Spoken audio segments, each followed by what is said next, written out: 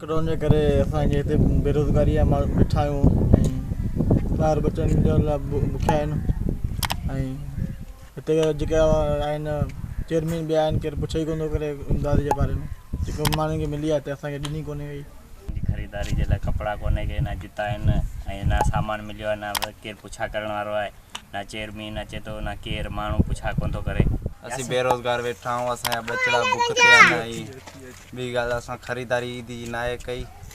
असांजे न जूता आहिनि न कपिड़ा आहिनि, ॿार असांजा सभु ईअं वेठा आहिनि, बुख ते वेठा आहिनि।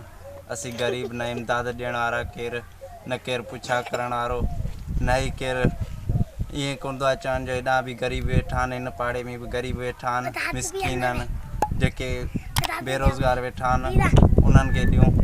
हर को पंहिंजे खाइण लाइ थो करे, हर को सरकार ॾिए थी मथां सभु पाण खायो वञनि, न असां ग़रीबनि खे ॾियनि न असां मिसकिननि खे ॾियनि।